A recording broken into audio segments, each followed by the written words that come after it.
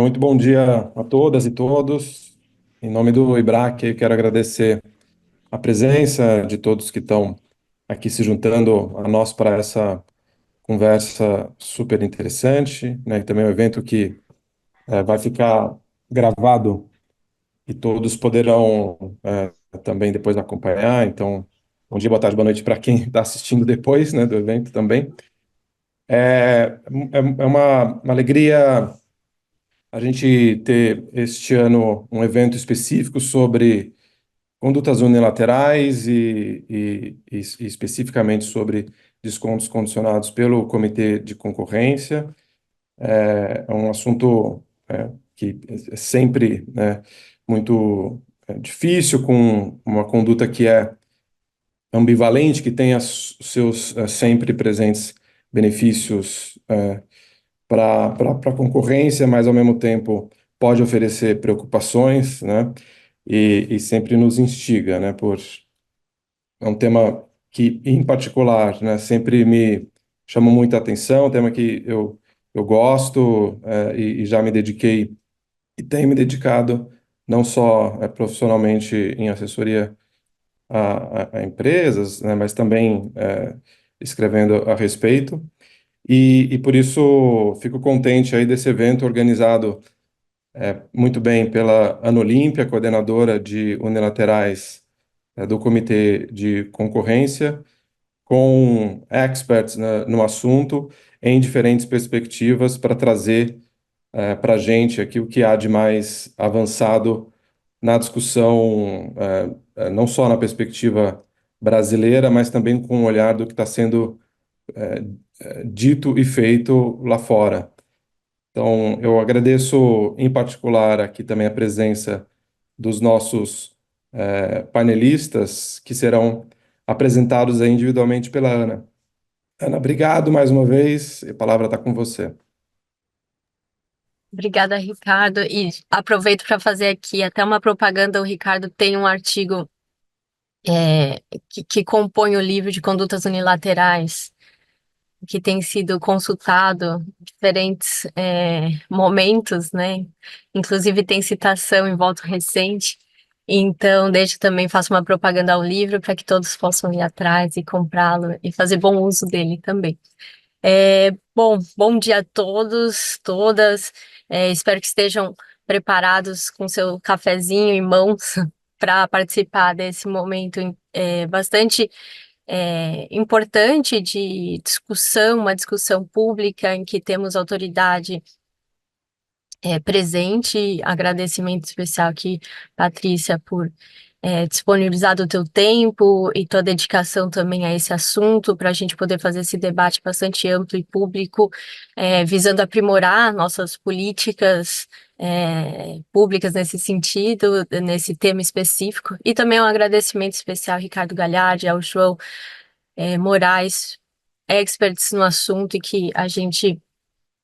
que também prepararam materiais muito interessantes, específicos. Eu e o Ricardo Galhardi estamos tratando desse evento já há algum tempo, então, nesse meio tempo, deu tempo suficiente para todo mundo investigar um pouco mais o assunto, entrar um pouco mais em detalhe, então a gente está bastante animado com o dia de hoje, com as apresentações que virão e também com o debate que virá em seguida.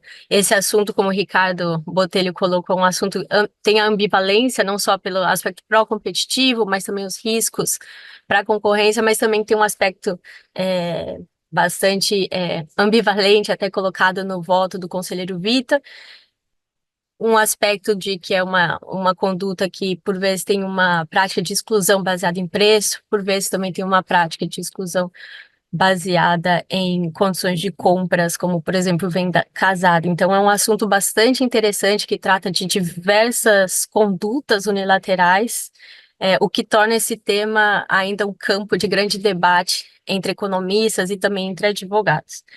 Aqui a gente vai passar por várias essas discussões, mas só trazer assim no âmbito internacional como que essa discussão vem sendo tratada. Não é um assunto que cessou, e por isso que a gente está aqui hoje, né? Então, temos na Europa, ano passado, teve uma discussão ampla em que vários economistas de diferentes práticas, colocaram suas opiniões em relação a esse tema, dado uma mudança no artigo 102 da Comissão Europeia. Nos Estados Unidos, o debate público ele é um pouco anterior, ele tem um marco interessante, até como um formato de proposta de discussões que aconteceu em 2014, em que o FTC e o DOJ chamaram um workshop, não só com servidores daquelas instituições, mas também com acadêmicos, com profissionais da área, em que essa discussão sobre quais ferramentas utilizar, qual que é o arcabouço legal da conduta de descontos condicionados foi colocada, e culminou até num artigo de 2017 que a Patrícia vai tratar até com mais detalhe. Então, hoje a gente tem o nosso workshop também. Então, como a gente está organizado, Ricardo Galhardi vai passar pela jurisprudência do CAD, fazer comentários em relação a boas práticas e orientações gerais. O Ricardo Galhardi ele tem vasta experiência como advogado de direito da concorrência, frequentemente citado em rankings internacionais, como o Who's Legal, e com certeza vai trazer hoje toda essa bagagem para a discussão. Em seguida, o João Moraes vai apresentar as ferramentas econômicas disponíveis. O João é economista, atua como consultor econômico neste ramo, desde que saiu do Departamento Econômico do CAD. A economia da concorrência é também um tema de interesse acadêmico do João. O João tem uma tese recente sobre o assunto de economia concorrencial. E depois, seguido a apresentação, a gente encerra esse trio aqui de apresentações, uma apresentação da Patrícia Sakovsky. A Patrícia dispensa apresentações, né, Patrícia? A gente, quem acompanha o IBRAC já conhece a Patrícia já de longa data, mas de maneira bastante sucinta, a Patrícia ingressou no DE em 2016, 2020 assumiu a posição, né, de superintendência adjunta do CAD, mais recentemente retornou ao DE e que vem contribuindo, fazendo contribuições bastante relevantes para o órgão do CAD e também por todo esse debate público do direito da concorrência. E antes disso, tem uma larga experiência no IPEA e também no Ministério da Fazenda. Então, antes de passar a palavra para o Ricardo, gostaria de fazer só um agradecimento especial aqui. Já tinha agradecido os painelistas, mas gostaria de também agradecer ao IBRAC, em nome do Renê, Silvia, Ribas, em especial Botelho e Renata, que contribuíram demais para que esse evento se tornasse possível, com contribuições, inclusive, de assuntos e de tópicos. E, Dora, você também um grande obrigada por toda a tua contribuição em fazer esses eventos acontecerem e dar publicidade suficiente para que a gente tenha esse público amplo que temos hoje. E, por fim, eu agradeço ao público presente. A gente, estou vendo aqui os nomes, pessoas conhecidas, pessoas que, enfim, a gente sabe que é um público altamente qualificado. Então, deixo aqui até um incentivo para vocês participarem da discussão, colocarem no chat comentários, que eu acho que isso que é o mais interessante desse nosso formato de discussão. Então, passo a palavra para o Ricardo e encerro aqui minha palavra.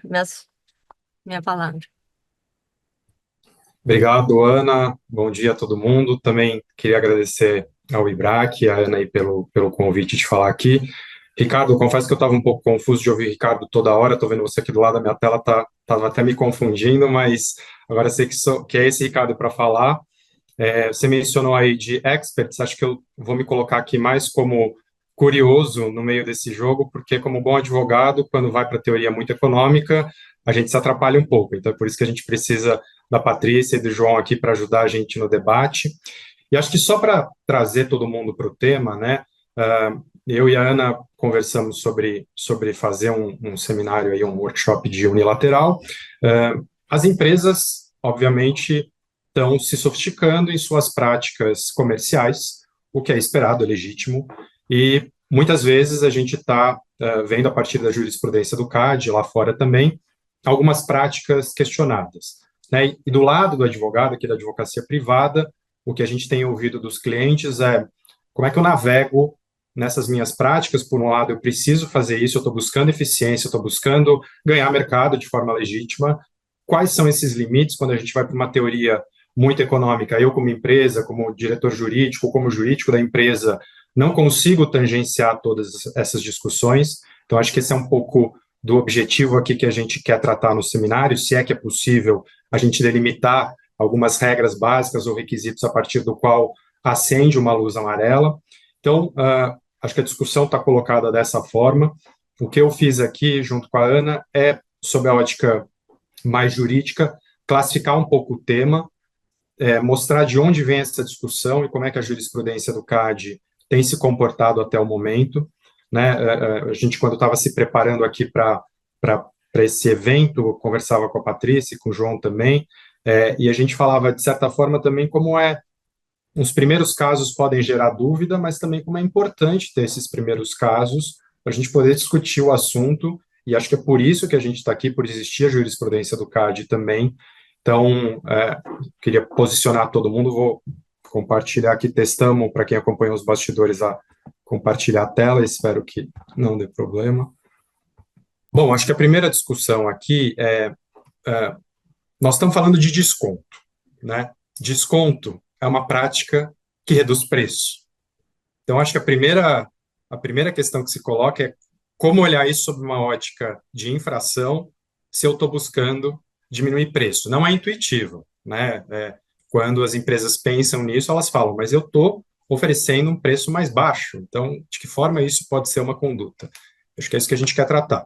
E, para classificar um pouco, como advogado gosta de classificação, temos aí o tema dos descontos incondicionados, vamos chamar assim, que é simplesmente ir no shopping, comprar uma roupa, ter um desconto em que não é exigido nada em troca do consumidor, né, ou do cliente, a não ser aquela compra pura. E temos os descontos condicionados, que é o tema aqui do nosso evento, que são descontos que, de certa forma, exigem algum comportamento da outra parte, né? Então, para fazer esse primeiro corte entre descontos usuais, vamos chamar assim, e os condicionados, que são objeto do que a gente vai falar hoje. Quando a gente vai olhar a jurisprudência, a doutrina, já houve uma categorização de alguns tipos de descontos mais usuais aí no mercado, que é o que a gente divide nesse slide, né? Então, nós temos os descontos de fidelidade, né, que são intuitivos até pelo próprio nome, né, em que, né, o comprador tem que direcionar parte das suas necessidades a um determinado vendedor. Acho que aqui, já antecipando nos descontos de fidelidade, é onde tem um grande foco aqui da discussão de uma eventual prática exclusionária, a depender das condições desses descontos de fidelidade. Depois a gente tem os descontos para pacotes, né? Então você vai ter um desconto para certo produto a depender do pacote que você compra da empresa, né? A soma de todos os produtos que você compra de uma empresa. A gente trouxe aqui como exemplo os combos das redes de fast food, aí, que fica bem intuitivo para a gente olhar o que é o exemplo na prática. Temos os descontos por volume, né? A partir de determinado volume de compra, os próximos itens ganham um desconto, esse é um tipo de desconto por volume, mas também temos descontos que também chamam mais a atenção das autoridades concorrenciais, que a partir de determinado volume de compra, ele retroage desde o início, e aí talvez você tenha aqui uma discussão de um aumento à barreira entrada de outros concorrentes, né, para conseguir competir naquele preço retroativo.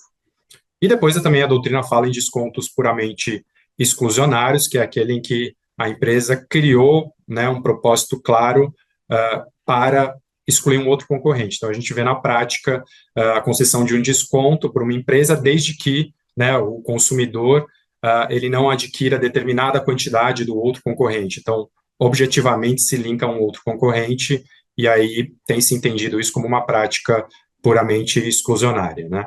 Então, são esses os 4 tipos que estão aí na maior parte das discussões desse tema. Eu já, começando como advogado, pelos efeitos pró-competitivos, que eu já antecipei, né? Então, quando a gente fala em desconto, você pode ter, né, dissolução do custo fixo dos fornecedores, um aumento do poder de barganha do comprador, maior concorrência entre marcas, aproximação dos preços, né, aos custos marginais do produto, economias de escala, escopo, redução de custos e transação. Então, os descontos, eles trazem, de um lado, benefício ao mercado, e como eu falei no começo, eles reduzem preço, né? Então, é essa discussão que torna o assunto mais interessante. Mas, a depender do tipo de desconto, por quem ele é praticado e a forma em que isso impacta o mercado, também temos efeitos negativos. Fechamento de mercado, criação de barreiras à entrada, redução de transparência de preços, até elevação de preços, né, no momento posterior, maiores incentivos à colusão e redução da escolha de fornecedores para consumidores. Então, acho que esse é o balanço aqui de efeitos competitivos e pró-competitivos e negativos, e talvez onde a jurisprudência vai olhar ou não, para antecipar um pouco a discussão, esses efeitos e verificar se houve aí uma lesão ao mercado.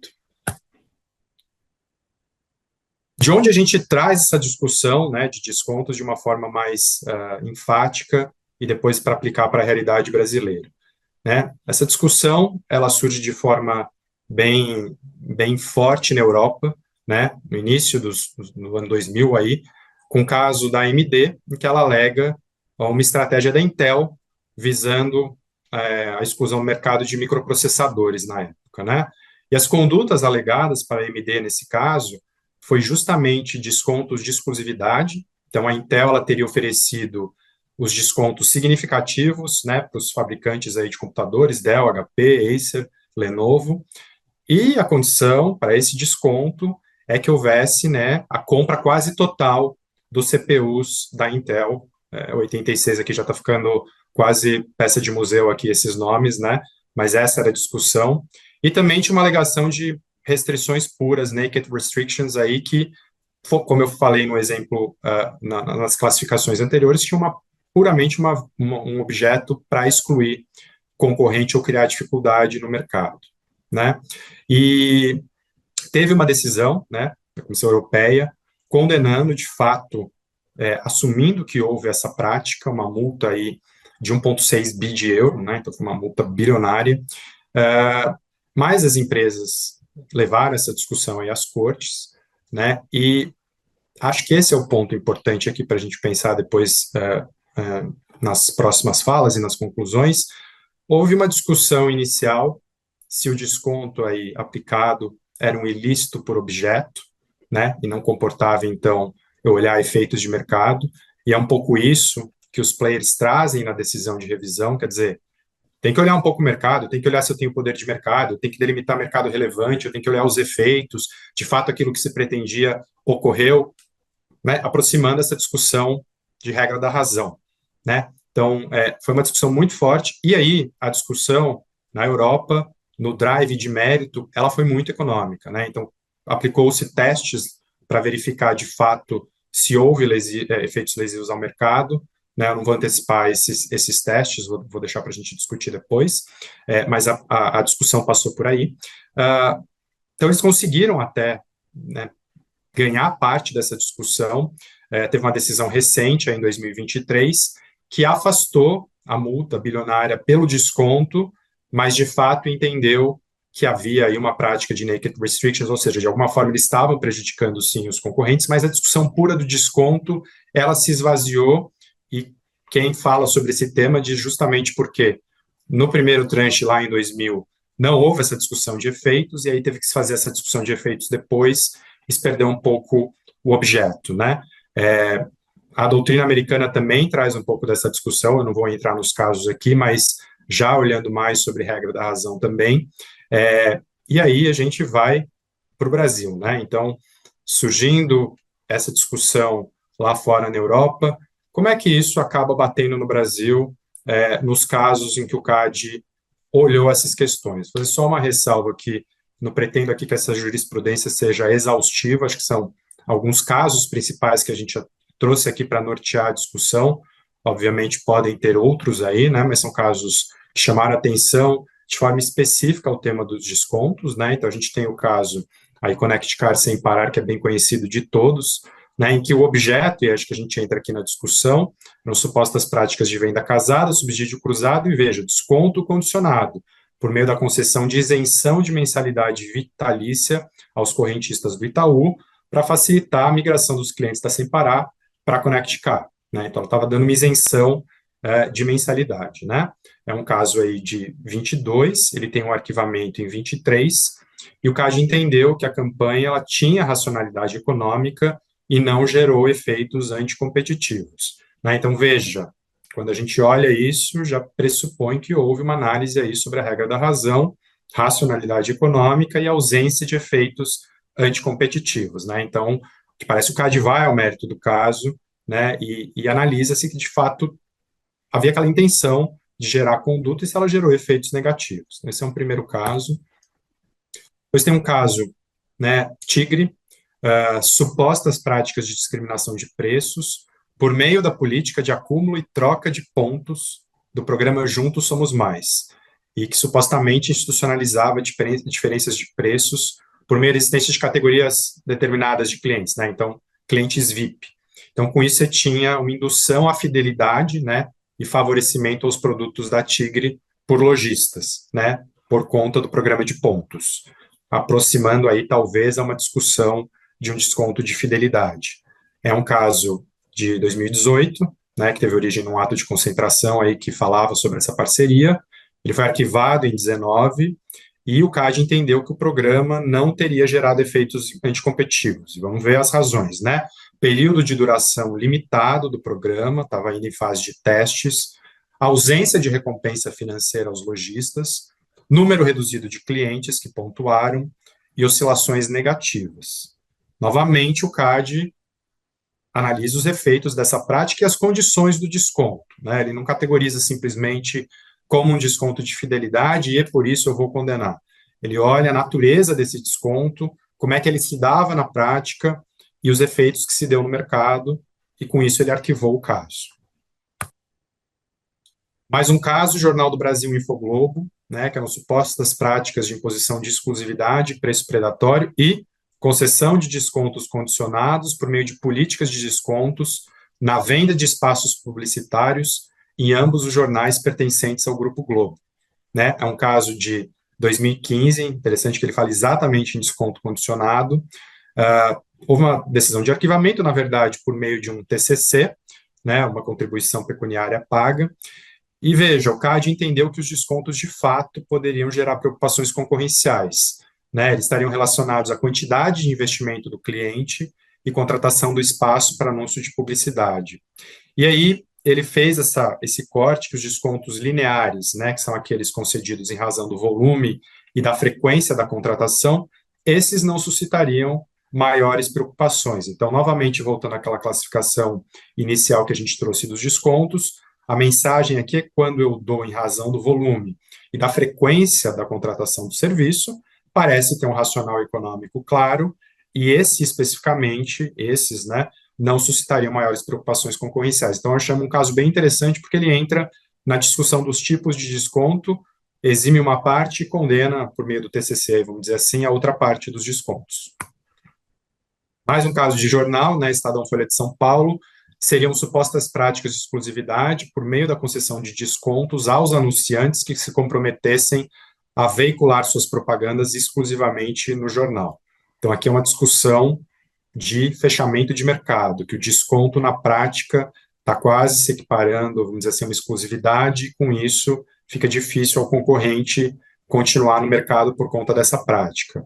É um caso bem antigo, né, esse a gente trouxe como referência, lá de 92, tem uma decisão de 2000, e o voto aqui ele se limitou a reforçar que as empresas investigadas tinham posição dominante no mercado de serviços publicitários e teriam praticado condutas anticompetitivas. Ele não entrou especificamente aí na tese de descontos. Vamos lembrar que pela época do caso, que é o caso lá da Intel que eu mencionei no começo, estava batendo ainda na Europa, então é um caso bem leading, aí, se a gente considerar o período que a gente trouxe mais para referência de todos, que esse assunto, de certa forma, discutido há muito tempo.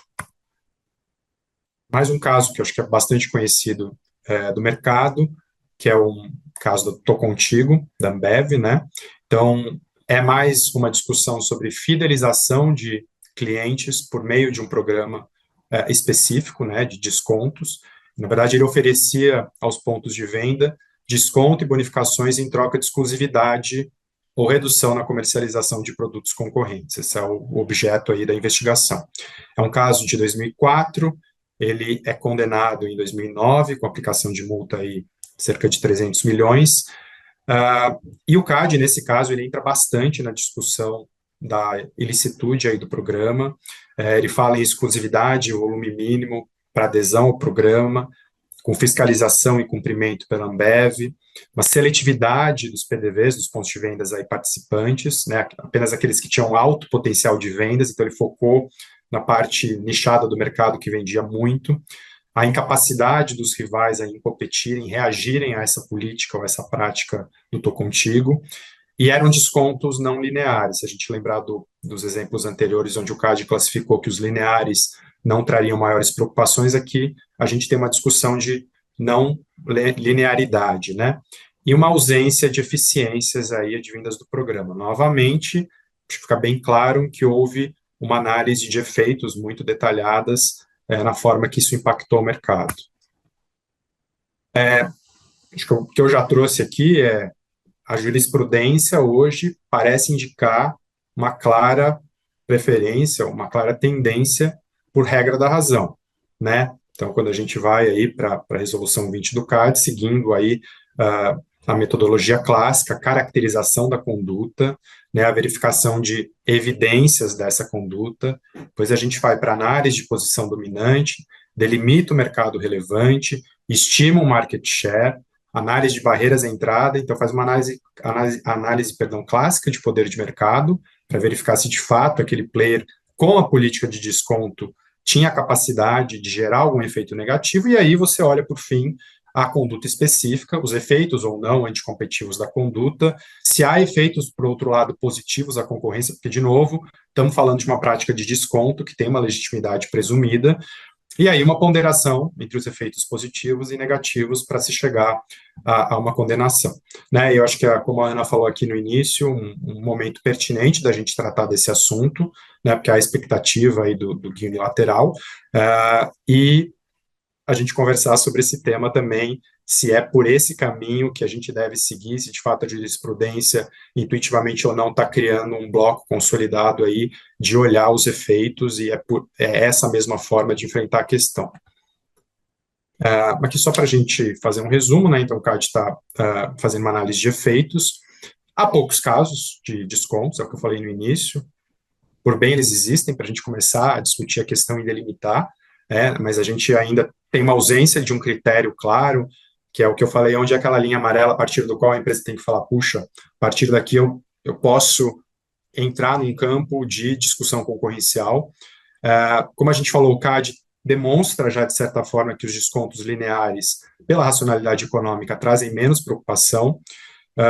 O Tô Contigo da Ambev é o que traz maior detalhamento para quem quiser se aprofundar no debate hoje, é o caso que a gente selecionaria, mas a jurisprudência de fato ainda não tem essas métricas sólidas.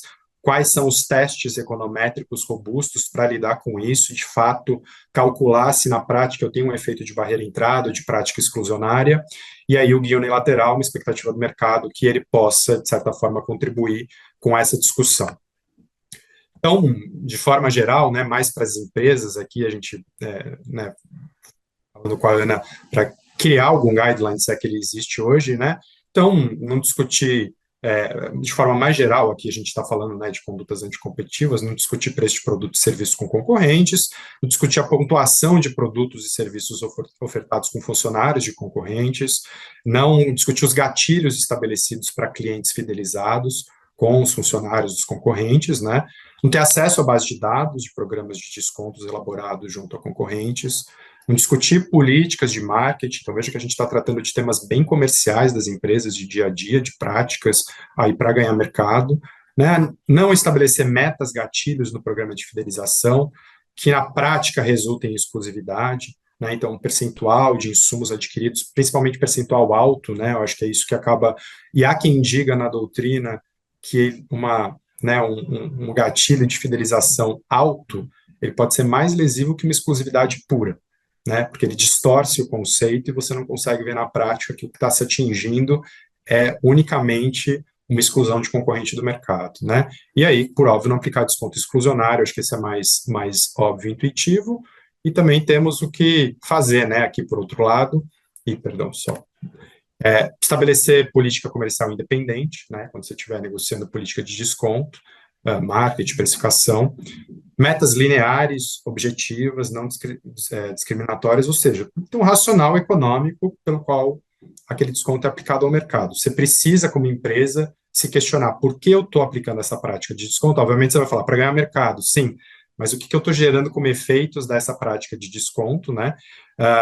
Tomar aí cuidado com os termos em pautas, atas, e-mails, anotação, né? Acho uma discussão bem conhecida entre os advogados, e também espaço em eventos compartilhados com outros concorrentes, ou seja, a discussão de desconto de forma mais genérica pode surgir, então esse é um cuidado que deve se tomar também. E eu vou deixar essa parte mais para o final, vou parar aqui minha apresentação.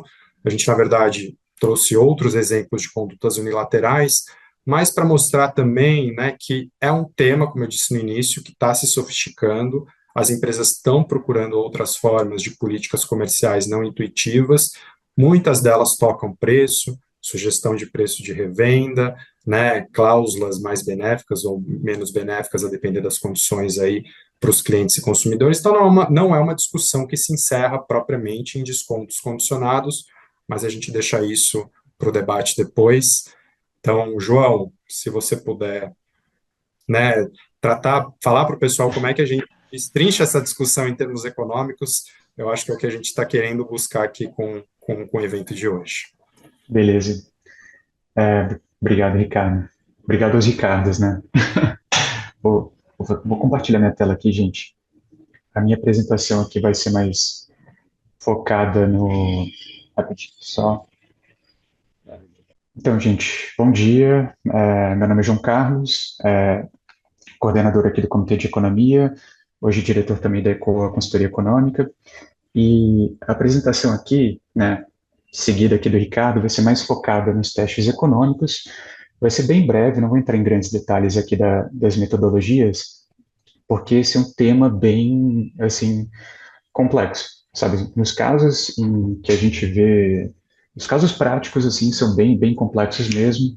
A discussão de descontos condicionados, quando a gente está falando aqui de bundling, pode ser uma coisa hiper complexa, densa, quando vai para o caso prático mesmo. Então, a gente vai discutir aqui apenas três conjuntinhos aqui de testes, né?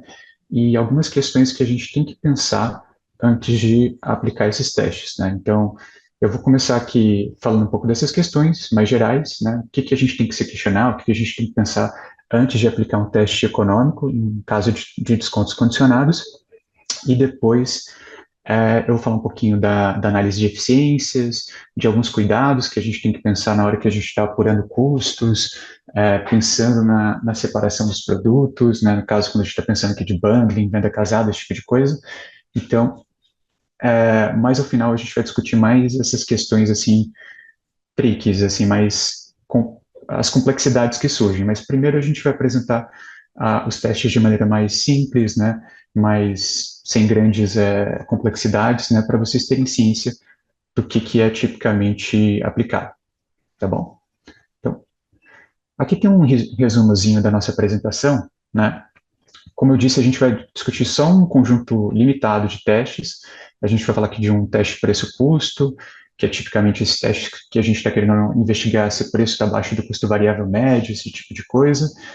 A gente vai olhar os impactos dos descontos retroativos, né, que o Ricardo aqui já adiantou um pouco disso, né? Então, descontos retroativos tipicamente têm essa capacidade de gerar lock-ins, né, assim, aumentar os custos de troca, né? Eles realmente têm essa capacidade de poder dificultar a troca de produto para um concorrente, né? Então, eles tendem a gerar essa relação de exclusividade quando eles são bem elevados e atingem um conjunto muito grande do mercado, né? Então, eles têm essa característica de caminharem mais para essa lógica exclusionária, né?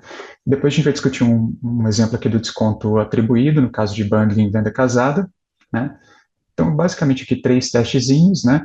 Depois a gente vai falar um pouquinho de análise de eficiências, né? basicamente para mostrar que descontos condicionados, eles permitem, né, a gente repassar ganhos de escala, ganhos de eficiência mesmo, ganhos de redução de custo, né? Então, principalmente quando a gente está pensando aqui em termos de desconto por volume. Claramente, quando a gente está aplicando descontos, né, condicionando uma venda a um volume, e aplicando descontos atingindo um determinado volume de venda, você está repassando economias de escala para o consumidor. Então, naturalmente, você tem ali um repasse de eficiências, até pela lógica de um desconto por volume.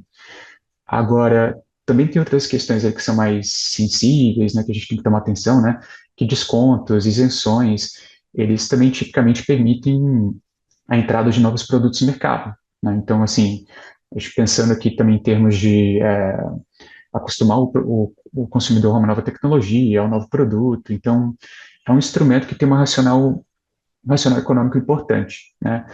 A gente vai entrar mais ao final para discutir questões assim, como, por exemplo, é importante você ter um racional econômico quando você está pensando em um programa comercial, uma coisa desse tipo, dessa natureza, quando você está falando de descontos. Mas, naturalmente, é uma questão que, enfim, é um instrumento legítimo, que permite a entrada de novas tecnologias e novos produtos dentro do mercado. Aqui tem outras questões importantes, né, que todos os testes que a gente está discutindo nessa apresentação, eles presumem posição dominante, então, assim, eu não vou entrar em questões de definição de mercado relevante, incidência do número de contratos dentro do mercado, são todas questões econômicas sensíveis, que devem ser debatidas em cada um dos casos, mas como a gente vai focar só nos testes aqui, eu não vou entrar em grande detalhe em relação a isso. Aqui também tem um disclaimer inicial, que tem a ver com as questões que a gente vai discutir no próximo slide, mas esses testes preço-custo, eles têm mais a ver com benchmark de preços predatórios, esse tipo de análise, esse tipo de conduta.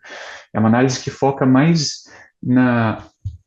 em preços abaixo do custo variável médio, que é a condição de fechamento da firma pela teoria econômica. Então, quando você tem preços abaixo do custo variável médio, você perde o racional econômico. E eu vou retornar essa questão mais ao fim da apresentação, porque racional econômico é uma coisa importante quando a gente está discutindo aqui descontos. Então, que o seu programa de descontos ele tem que ter um racional econômico dentro dele, né? Se você quer, assim, pensando trazendo aqueles descontos lá do primeiro slide lá do Ricardo, em que você fala de descontos puramente exclusionários, por exemplo, um desconto em que você condiciona esse desconto, por exemplo, a não consumir com um determinado concorrente. Isso aí perde totalmente o racional econômico de ganho de eficiências, de repasse de benefícios ao consumidor. Então, racional econômico é uma questão importante. E os descontos retroativos e os descontos elevados e retroativos, eles levam mais para essa relação de exclusividade, né? A gente pode ver que essa discussão de descontos condicionados, ela é interessante no lugar de como ela leva a gente para todo aquele bingo de condutas unilaterais, sabe? Então, um desconto condicionado pode gerar uma relação de exclusividade, um desconto condicionado pode gerar uma relação de bundling, venda casada, porque quando você está condicionando um desconto no todo, né, em mais de um produto, e um desconto condicionado também pode levar preços abaixo do custo, que é o caso de preços predatórios. Então, é um tema assim que permeia, vai para vários lugares, né? Mas, enfim, vamos focar aqui nos testes, para ir bem rapidinho, né? Então, primeiro a gente tem 3 questões aqui que a gente tem que pensar antes de discutir esses testes, né? A gente falou do teste preço-custo ali no primeiro slide, que tem mais a ver com essa lógica de preços predatórios. Então, se a gente quer pensar em termos de teste preço-custo, a gente tem que se perguntar primeiro se o preço está abaixo do custo variável médio, se o desconto, né, ele leva esse preço abaixo do custo variável médio em um determinado patamar. Então, isso é uma primeira questão importante antes de aplicar um teste, se você acha que isso é uma questão relevante, certo?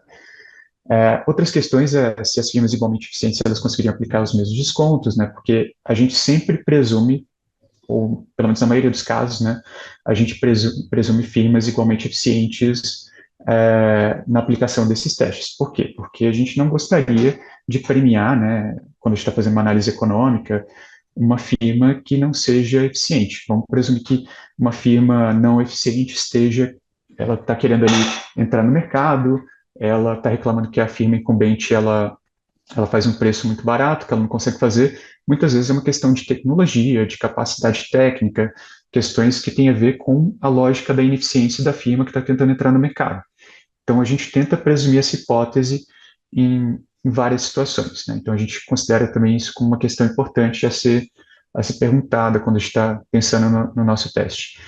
E a outra questão é se esses descontos são elevados e, digamos assim, retroativos, né? Então, descontos, não digamos assim, mas que incidem sobre o volume todo, né? A partir de um determinado patamar em que você passa a contratar com uma firma, né? Digamos assim que eu coloco um desconto retroativo de 20%, 30% se você consumir mais da metade do que você consome tipicamente comigo, certo? Então, isso é um desconto elevado, isso é um desconto bem abrangente, que potencialmente pode levar a aumento de custos de troca e, e levar também a uma relação de exclusividade, dependendo da incidência desse desconto, desses contratos dentro do mercado, dependendo também da posição da firma.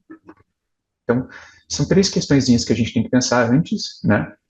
A primeira e a segunda aqui tem um pouco a ver mais com esse teste preço-custo, né? E a terceira aqui tem mais a ver com essa relação de exclusividade, essas questões que podem surgir também em caso de desconto condicional.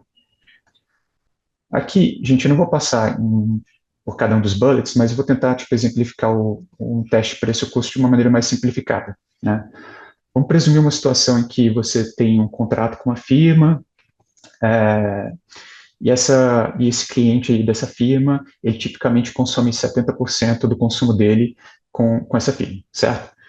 Aí essa firma, ela está pensando numa estratégia exclusionária, vamos simplificar mesmo, está querendo realmente excluir o restante do mercado dessa história. Então ela vai e diz para esse consumidor aí dele, né, diz, olha, eu te isento no 30% restante aqui que você consome com meus concorrentes, certo? Estou a fim de realmente assim excluir um cara do mercado aqui, então você consome 70%, a partir de 70%, todo o restante que você consome, eu vou te isentar, certo? Você não cobra nada de você. Isso aqui é um caso clássico aqui do teste preço-custo resultando numa conduta exclusionária, certo? Por que esse é um teste que tem muito a ver com benchmark de preço predatório, né? E a gente diz assim em antitruste que preço predatório é meio que a cabeça de bacalhau do mundo antitruste, né? Porque ninguém nunca viu, né? Tipo, um caso desse voar, tipo, é realmente um caso muito difícil da gente defender, porque, enfim, acho que é a pior conduta para levar para a autoridade, né? Basicamente, você quer ficar reclamando ali do concorrente fazendo um preço muito baixo e eu não consigo fazer esse preço muito baixo. Mas quando a gente está falando desse caso em que você só está fazendo um preço abaixo do custo variável médio para uma parte residual, é um pouco mais crível, é um pouco mais, eu diria assim que é uma, é uma ideia assim que tem mais viabilidade de acontecer, certo? Eu não diria que, assim, é o que mais acontece, eu não tenho, assim, eu não tenho esse conhecimento para dizer isso para vocês, né? Mas eu diria que existe mais credibilidade numa situação dessa de desconto residual para uma parte residual ali do mercado acontecer, porque isso é mais tolerável para a firma. Por quê? Porque ela consegue bancar tudo aquilo que ela está perdendo nesse 30% residual, com preço abaixo do custo dela, com todo o restante, com todo os 70% que ela estava vendendo antes para essa firma.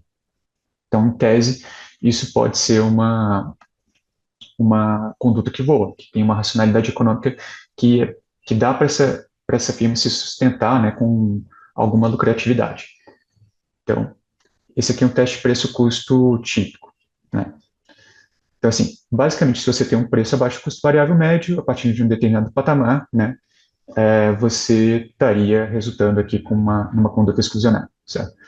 Agora, testes preço-custo, eles não contam toda a história, certo? Eles são, assim, talvez uma primeira etapa que você possa cobrir na sua investigação, talvez seja uma primeira parte de que você possa trazer para sua análise, né, especialmente se você tem dados para isso, mas eles não contam toda a história. Agora, quando você tem uma situação com descontos bem elevados e, digamos assim, descontos, a gente já falou aqui de descontos retroativos, né? Você pode ter, sim, uma situação em que você tem preços acima do custo para a firma incumbente, mas uma firma entrante, né, e uma firma igualmente eficiente, ela talvez não consiga fazer os mesmos preços, né, ela não vai conseguir fazer o mesmo preço e isso vai potencialmente cobrir todos os custos dela, né. Você pode ter uma situação ali exclusionária quando você tem um desconto condicionado, elevado e incidente sobre todo o volume aplicado. Aqui no próximo slide a gente tem um exemplo eu vou tentar ser bem simples, gente, não vou tentar ficar cobrindo aqui tanto detalhe, mas aqui a gente tem uma situação em que você presume um caso em que uma firma tem uma disponibilidade de consumir 100 milhões de um determinado produto, pode ser um produto X, né? A gente presume aqui uma situação em que uma firma A, ela tem uma venda aqui de 80 milhões para esse consumidor, né? E você tem uma firma B, uma potencial entrante, que ela tem ali capacidade de comprar os 20 milhões restantes do mercado, né? Você pegando essa tabelinha aqui à esquerda, a tabelinha de descontos aplicados pela firma A, se você consome 80 milhões com ela, você vai ter um desconto aqui de 80%, né? Aí você vai ter esse valor aqui de 73,6 milhões, né? Gastos pelo consumidor, certo? Aí se você consome todos os seus 100 milhões com a firma A, certo? Você vai ter um gasto aqui de 90 milhões. Então, para a firma B poder alcançar esses 20 milhões restantes no mercado, ela tem que fazer alguma venda que resulte em 16,4, certo? Vai ser a diferença entre 90 e 73,6. Então, nesse caso, você vai ter um desconto ali de aproximadamente 18% aplicado por essa firma entrante. Ela que está ali só com esses 20% residuais ali do mercado, esses 20 milhões. Se ela tiver uma margem ali de 16, 17%, alguma coisa assim, ela já está incorrendo em perdas, certo? Ela já está...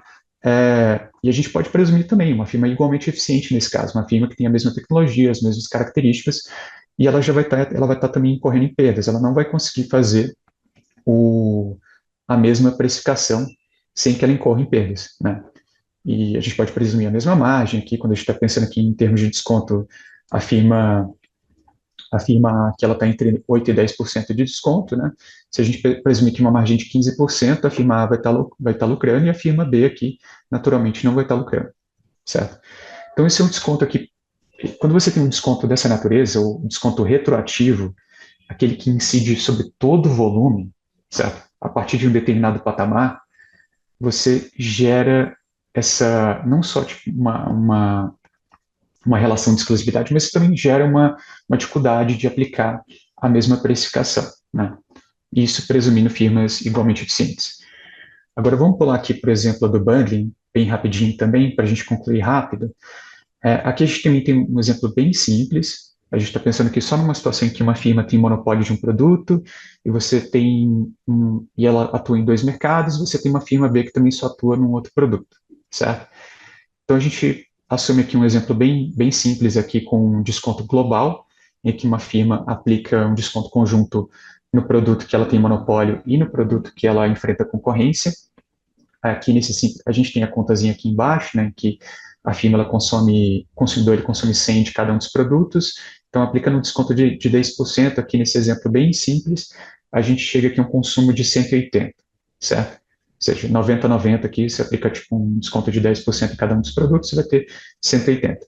Agora, presumindo uma situação em que esse consumidor ele quer diversificar, ele quer consumir também com a firma B, certo?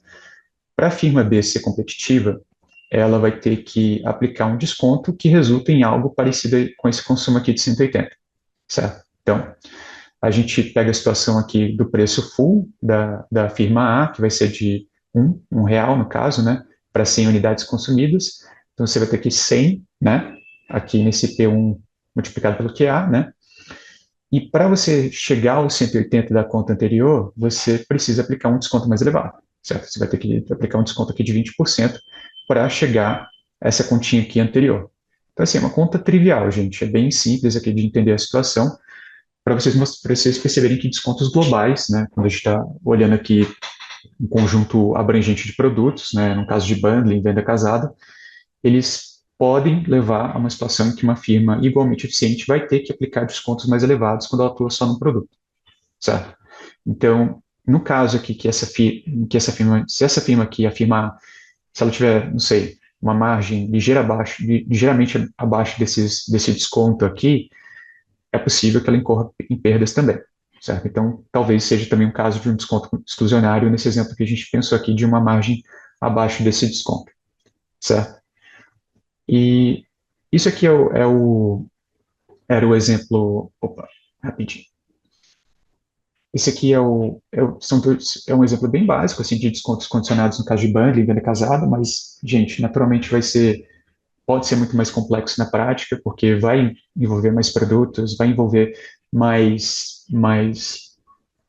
condicionantes, então pode ter uma lógica muito mais complexa na prática, mas é, esse exemplo aqui serve mais para vocês entenderem a lógica. Se você tem uma firma atuando em dois produtos, né, e se ela tem monopólio de um outro produto, de forma que o consumidor ele precisa consumir esse outro produto que ela tem monopólio, você pode gerar uma situação em que o desconto condicionado pode gerar uma condição exclusionária, certo?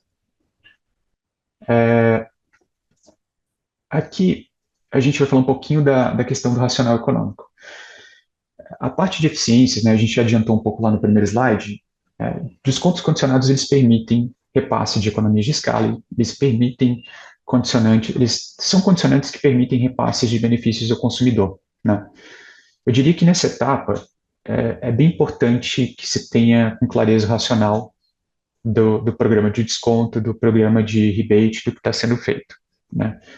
É bem importante que esse racional ele esteja feito ali com clareza, né? Eu diria que uma empresa com posição dominante, uma empresa grande no mercado, ela tem que ter esse racional claro, em termos de benefício do consumidor, das sinergias presentes, isso tem que estar ali presente e isso aqui eu acho que eu diria que devia estar casado com a lógica que você tá pensando antes de aplicar esse desconto, certo? E aqui tem uns cuidados especiais, né? Porque, gente, eu diria que isso aqui é um tema muito sensível, né? Descontos condicionados é uma questão, eu não diria assim, que não é o caso da cabeça de bacalhau do preço predatório, né? Que realmente é o pior caso, eu acho que para levar para uma autoridade concorrencial analisar. Mas, de todo modo, aqui é uma situação em que você está olhando preços mais baixos, né? Você está olhando os efeitos de preços mais baixos e o seu potencial exclusionário, certo? E existem grandes sensibilidades aqui, certo?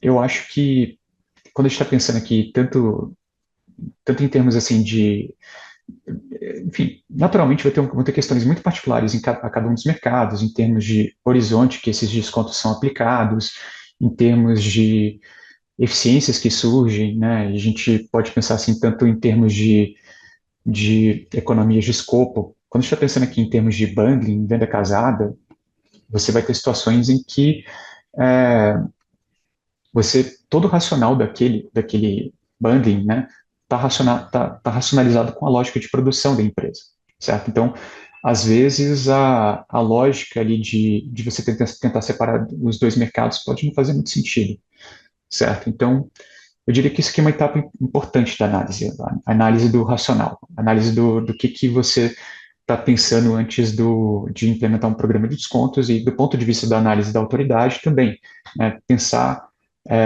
as eficiências do ponto de vista do racional do programa de descontos, né. E aqui tem alguns cuidados finais, né, que tem a ver com a lógica de como a gente consegue aplicar esses testes, né? Eu acho que eu falei que eu já adiantei aqui a questão dos produtos não serem separáveis, no caso aqui de economias de escopo, mas existem várias questões práticas que surgem quando a gente está discutindo os testes na prática. A gente está falando aqui, às vezes, de produtos que têm custos diferentes, tem alguma aplicação comum ali dentro do mercado, mas existe alguma diferenciação produtiva que não vai permitir uma comparação muito face-to-face assim, entre as duas firmas. Às vezes você tem que tomar cuidado também com a questão do horizonte de tempo em que esse desconto está sendo aplicado. Então, eu falo assim, tanto no sentido assim de, olha, isso aqui é claramente um desconto que está sendo aplicado para que as firmas se acostumem com um determinado produto dentro do mercado, que elas comecem a utilizar uma determinada tecnologia, a análise também. Né? Quando a gente está falando aqui do horizonte do tempo, a gente pode falar também da situação em que, se a gente está olhando aqui no horizonte de curto prazo, a gente está falando aqui mais de custos variáveis médios mesmo. Mas se a gente está olhando para um desconto que está sendo aplicado durante um período gigante, né, 3, 4 anos, um horizonte bem expressivo, aí talvez outros componentes do custo deveriam ser incluídos também dentro da análise. Então, isso é também um alerta importante. E aqui eu também coloquei um outro cuidado final, que é uma coisa que a gente vê bastante, né, pelo menos na literatura, o caso das plataformas multilaterais serem acusadas ali de terem ali em algum lado delas um preço predatório, alguma coisa do tipo. Então, eu diria que é importante vocês pensarem em cada um dos casos, cada uma das situações, antes de aplicarem cada um desses testes, né?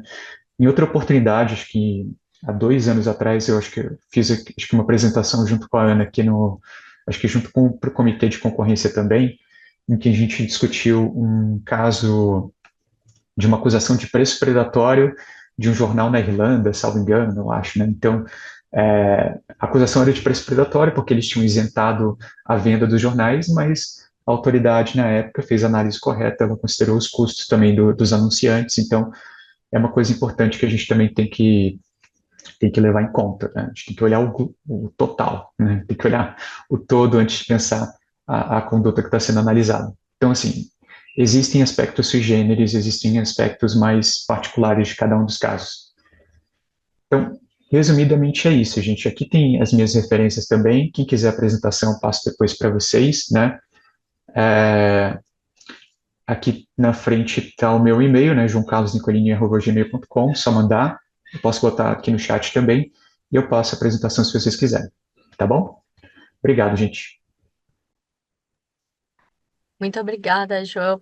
Obrigada também, Ricardo Galhardi. E agora vamos para a Patrícia, para a gente ter até meia hora para passar pela apresentação da Patrícia e também fazer um pouco de discussão. A gente já tem uma pergunta aqui no Q&A. Então, Patrícia, a palavra está com você. Obrigada, Ana. Estão todos já enxergando a minha tela? Estamos sim. Maravilha. Então, bom dia a todos. É uma enorme satisfação participar deste evento, descontos condicionais, análise aprofundada de casos e melhores práticas. Em primeiro lugar, eu gostaria de agradecer a Ana pelo convite, pela cuidadosa organização deste evento, junto com o Ricardo, né? No nome do Ricardo Botelho, agradeço também ao IBRAC pela contínua contribuição para o aprimoramento da política da concorrência. Por fim, eu agradeço também o Ricardo Gaiá, o João Nicolini, que me antecederam agora com suas muito ricas apresentações, e a toda a comunidade que nos acompanha. Bom, o tema de hoje é, no mínimo, como a gente viu, fascinante, isso sob um ponto de vista teórico. Agora, sob um ponto de vista prático, para muitos que nos assistem, talvez um adjetivo mais pertinente seja aterrorizador. Isso porque, como já foi destacado anteriormente, não está absolutamente estabelecido como o tema deve ser tratado no Brasil. Assim, uma empresa que deseja realizar uma campanha com descontos condicionados pode ficar temerosa quanto à reação do CAD à campanha. Um advogado, economista que precisa aconselhar o seu cliente, nesse caso, pode se ver também numa situação delicada e, por sua vez, o próprio julgador, pelo lado da autoridade, pode se ver diante de um quebra-cabeça desafiador para análise. Então, não é à toa que no livro já mencionado anteriormente, Momento Marketing, né, sobre condutas unilaterais aí do IBRAC, o próprio Ricardo Botelho afirmou, e aqui eu abro aspas, né, no Brasil hoje, para além da discussão doutrinária, os critérios e testes normativos e jurisprudenciais para a aferição da ilicitude concorrencial de práticas de descontos condicionais por empresas dominantes são claramente insatisfatórios. E também não é à toa que o conselheiro Vitor, em seu recente voto sobre o caso Itaú Rede, citou esse próprio texto do Ricardo Botelho e afirmou, aspas agora, citando o conselheiro Vitor, na jurisprudência do CAD, não parece haver orientações estabelecidas sobre como condutas desse tipo devem ser analisadas. E também não é à toa que, como já falado, o mundo inteiro se debruça sobre o tema. A Comissão Europeia, por exemplo, está com uma consulta pública aberta até o final desse mês, até o final do mês que vem, sobre seu projeto de diretrizes para análise de condutas exclusionárias, inclusive descontos condicionados. Por sua vez, a ideia da minha fala hoje é falar de perspectivas para análise e utilização de descontos condicionais. E aí, na minha visão, eu diria que as perspectivas são boas. E eu explico. Esse exercício de autorreflexão da autoridade, ele vem acompanhado de um esforço muito importante para o estabelecimento de critérios de análise e de orientações mais claras para os administrados. Nesse sentido, eu menciono o recente voto do conselheiro Diogo, no caso do Conselho Regional de Corretores de Imóveis do Estado de Goiás, em que ele dedicou toda uma sessão do seu voto a um esforço preliminar de sistematização de regra de julgamento para análise de casos de tabelamento de preço. Essa sessão culminou no desenvolvimento de um algoritmo hermenêutico para a função adjudicante, ou seja, um passo a passo para análise de casos de tabelamento de preços segundo a sua visão. E eu cito novamente esse mesmo voto do conselheiro Vitor, em que ele deu continuidade aos esforços iniciados anteriormente pelo conselheiro Gustavo e mapeou as abordagens disponíveis para avaliar descontos em pacotes, e destacou que tal exercício é particularmente relevante não apenas para o julgamento deste PA, mas também para sedimentar orientações da autoridade brasileira que sejam facilmente compreensíveis por empresas que cogitem adotar descontos em pacotes. Assim, uma busca explícita da autoridade em trazer maior transparência e segurança jurídica aos administrados quanto à utilização de descontos condicionados. Agora, independentemente de haver ou não concordância com os critérios e diretrizes sugeridos, esses esforços de consolidação e sistematização dos passos de análise me parecem extremamente louváveis e bem-vindos. Isso porque eles trazem transparência às decisões, permitem organizar a discussão, escrutinar o raciocínio lógico e evidências por trás das decisões e, com isso, trabalhar para uma política cada vez mais efetiva. É por esse motivo também que me pareceu uma coincidência muito boa a gente ter esse recente voto do conselheiro Vitor, que tratou com detalhes sobre preços condicionados. Eu ponderei bastante em falar sobre esse voto, por se tratar de um caso ainda em aberto, mas me pareceu muito rico trazer essa visão saída do forno agora sobre o tema para o evento, né? Então, a ideia é apresentar a metodologia proposta unicamente, sem entrar de forma alguma na discussão do mérito do caso, né? Então, eu vou basear agora a minha apresentação na minha melhor interpretação do voto do conselheiro, caso sujeito a eventuais mal-entendidos, né? Mas para discutir esses descontos condicionados. Bom, para começar, vamos fazer uma breve explicação bem simplificada do caso. Lá em maio de 2019, a rede ofereceu uma promoção por meio da qual clientes com faturamento até 30 milhões de reais que tivessem domicílio bancário no Itaú tivessem direito a obter seus recebíveis em D+2. Isso seria similar a uma taxa de 0% para antecipação de recebíveis e a campanha foi anunciada dessa maneira. Maio de 2019. lá em 24 de outubro, ou seja, uns 5 meses depois, o CAD deu uma preventiva, determinando que a rede deixasse de exigir conta no Itaú para participar da promoção. A medida foi judicializada e em novembro, ou seja, alguns dias depois da preventiva, ela foi suspensa. Já no mês seguinte, em dezembro, a rede ampliou a campanha para todos os seus clientes com faturamento ainda até 30 milhões de reais, retirando a exigência de domicílio bancário. E é esse caso aí que o voto discute. E como o conselheiro abordou esse caso, então? Bom, ele recuperou esse quadro que eu achei bastante ilustrativo trazer, complementar a tipologia que o Ricardo Gaiato falou, e aí, pelo visto, os advogados gostam bastante de taxonomias, então tá aqui mais uma, né?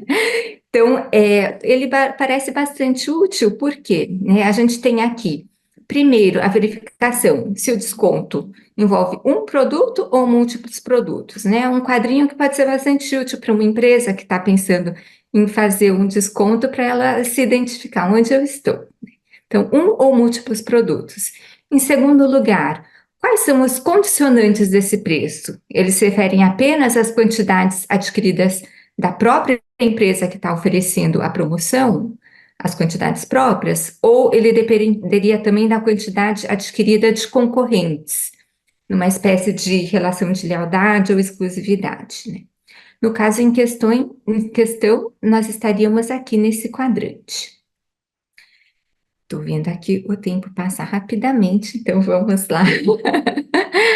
Para a gente cobrir toda a análise do conselheiro dentro do possível.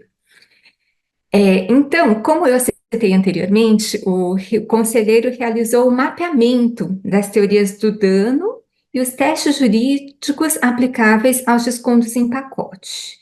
Esse mapeamento consiste em 3 etapas principais.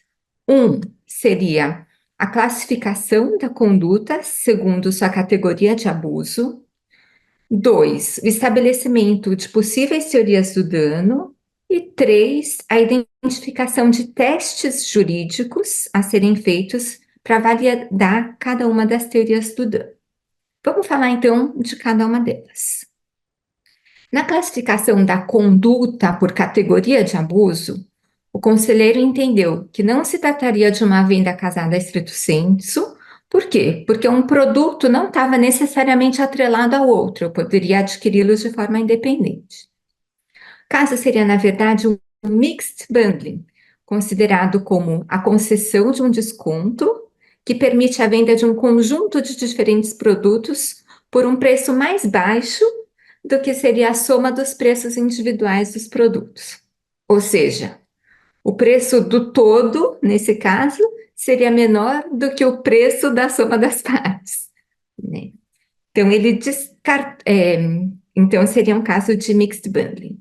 Em relação ao preço predatório, ele descartou a hipótese de análise por meio de preço predatório, porque, no caso de preço predatório, seria necessário comprovar um mecanismo de compensação, o recoupment, enquanto nos descontos em pacote, o próprio bundling poderia financiar as ofertas abaixo do custo. Então, isso em relação às categorias de abuso, mixed bundling. Uma vez determinado o mixed bundling, ele considerou, então, 2 possíveis teorias de dano para esse caso, uma de alavancagem e outra de fechamento de mercado. Vamos olhar para cada uma delas. Na teoria de alavancagem, ele teria cogitado a possibilidade de a rede alavancar o seu poder de mercado em credenciamento para o mercado de serviços bancários. Para avaliar essa teoria, o teste jurídico que ele propôs foi um de coercibilidade, que equipararia o mix bundling a uma espécie de venda casada. E como que isso seria feito?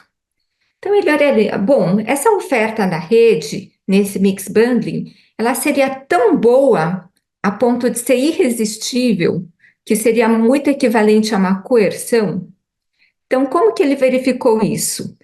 Ele viu, bom, será que no mercado eu tenho outras ofertas tão boas ou melhores do que as da representada?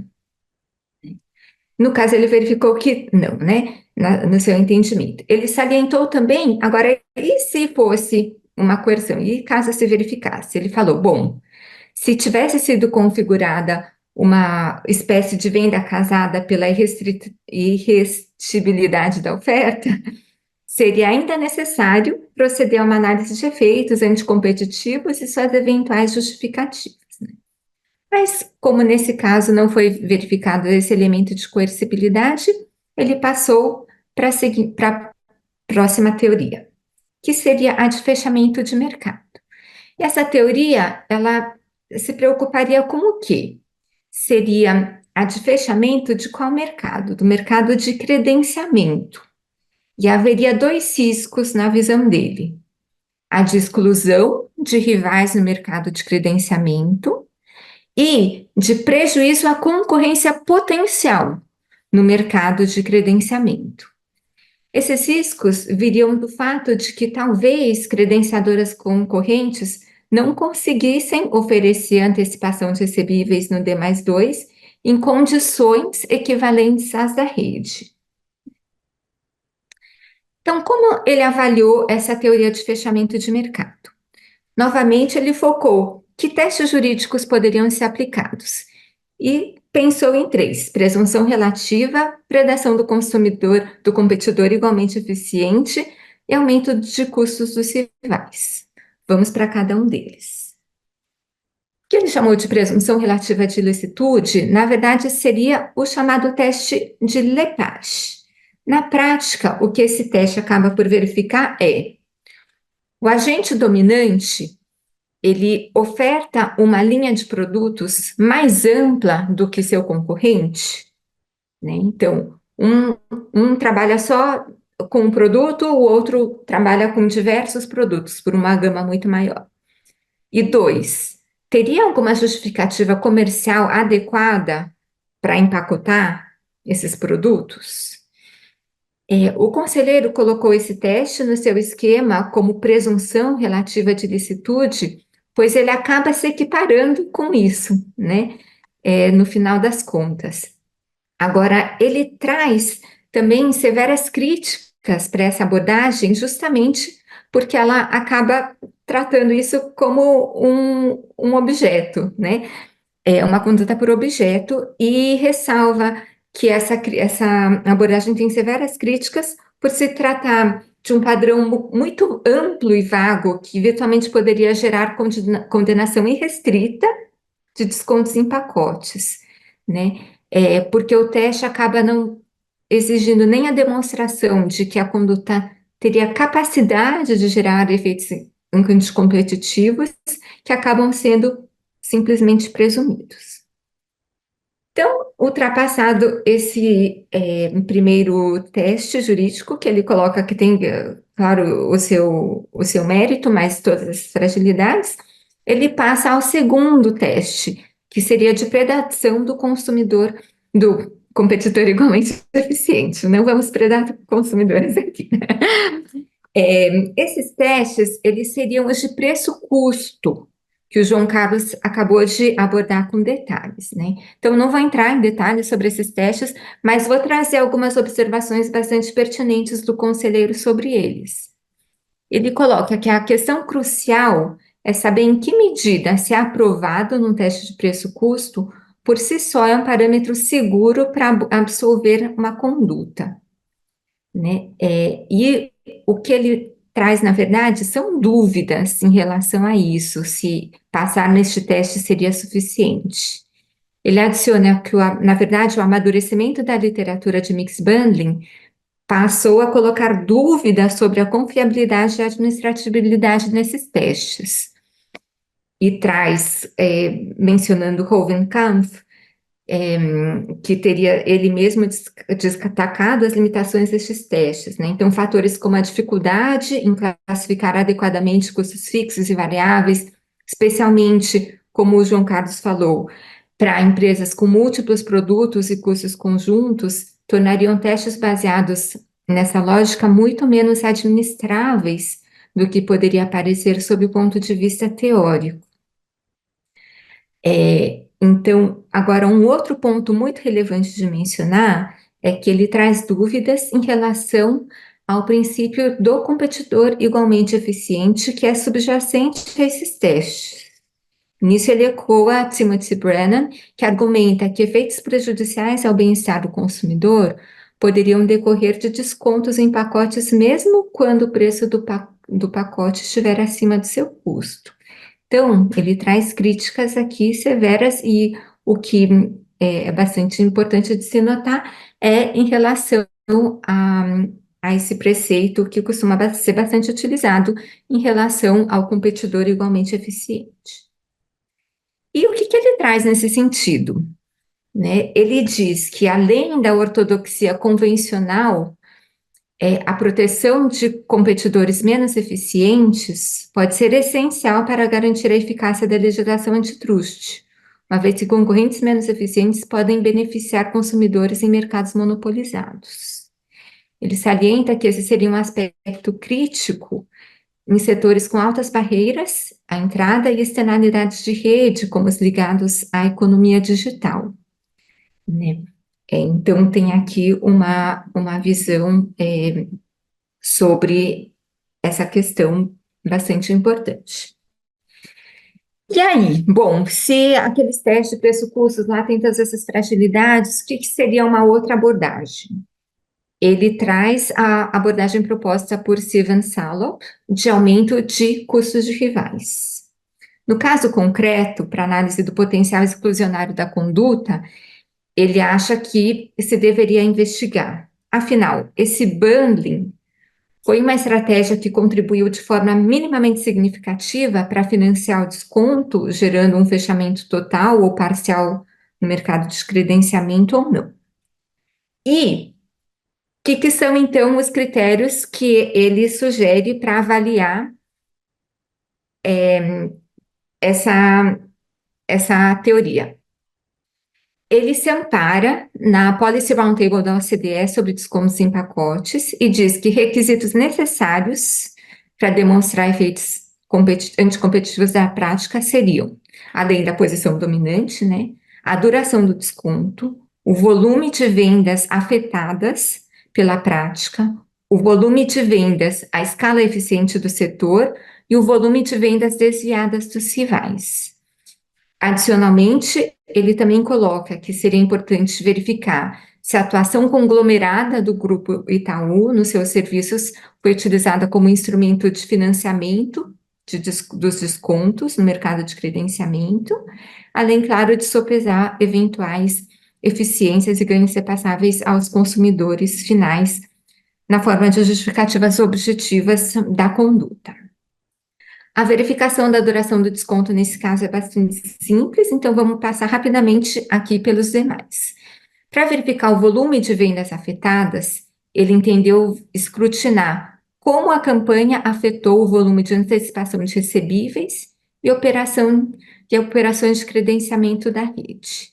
E aí ele utilizou como proxy o número de clientes que contratavam cada uma das modalidades de serviços antes e durante a implementação da campanha, assim como o faturamento desses serviços. Então, clientes antes e depois, faturamento antes e depois.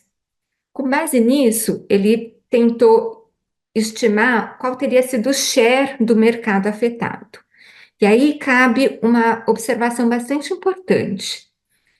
Ele encontra um X% de mercado afetado. E o que seria um X% preocupante? Né? E aí ele faz uma discussão relevante que conversa com casos anteriores, né, em que ele diz que para avaliar quanto é muito, seria necessário estudar a escala eficiente do setor. Então, ele entende que seria necessário verificar se o volume de vendas afetadas seria minimamente relevante para rivais independentes adquirirem uma escala mínima viável. E se isso implicaria um fechamento parcial de mercado das empresas independentes, de modo a impedir-lhes a sua expansão. Então, não um patamar 20%, 30% que permitiria afastar o período da conduta, mais qual seria a relação disso em termos de escala eficiente do setor. Ele coloca também que seria importante examinar no longo prazo os impactos da conduta sobre a estrutura competitiva do setor como um todo. Né? Isso parece abranger o volume de vendas desviadas dos rivais, mais a evolução da estrutura do mercado como um todo, e cita Salop aqui mostrando que a exclusão de rivais pura e simplesmente não implicaria automaticamente prejuízo ao consumidor, sendo necessário avaliar o que eles colocam aqui, né, como poder sobre o preço, e se a exclusão provavelmente permitiria para o réu aumentar, manter ou manter seu poder de mercado, levando danos ao consumidor, pesados, é claro, contra as eventuais eficiências do consumidor. Ele fala da importância de olhar para o contrafatual da inexistência da conduta, mas que também para verificar se ela seria ilícita, verificar aquela questão se o bundling teria sido usado como uma estratégia para essa estratégia de exclusão. E aqui ele olhou para esses dois pontos, que seriam os clientes que contratavam antecipação de recebíveis e que possuíam ou passaram a possuir domicílio bancário no Itaú antes e durante a conduta, ou seja, olhou, né, como estava a situação antes da conduta, o que aconteceu com ela depois disso. Teve uma mudança significativa que mostraria que não, de fato, foi possível financiar esse desconto por meio, né, desse ganho. E olha também para o número de clientes que contrataram domicílio bancário no Itaú.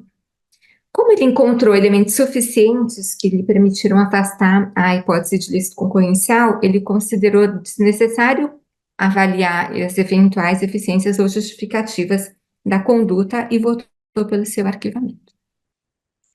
Bom, tive que passar rapidamente, mas achei relevante trazer todo esse passo a passo aqui, que, como foi colocado, tem repercussões não só, a meu ver, para esse caso, mas para diferentes casos que tratam de condutas exclusionárias também, né? O meu foco hoje foi falar não do mérito do caso, mas da metodologia. E isso e eu falei dessa metodologia porque ele me pareceu um excelente exemplo de delineação do racional de decisão utilizado e permite identificar com clareza cada um dos passos da análise, pontos de concordância ou discordância, sugestões de aprimoramento e, com isso, contribuir para uma discussão cada vez mais sofisticada da nossa política, né? Então, no início da apresentação, eu havia falado que minha visão era de que as perspectivas para análise e utilização de descontos seria boa, mas também para isso a gente tem uma condição. E essa condição, no meu ver, é que o esforço agora que está sendo feito pela autoridade seja acompanhado de um cuidadoso escrutínio pelos diferentes agentes envolvidos. Então, eventuais empresas que nos assistem, advogados, economistas, a academia, a própria autoridade e comunidade como um todo, né?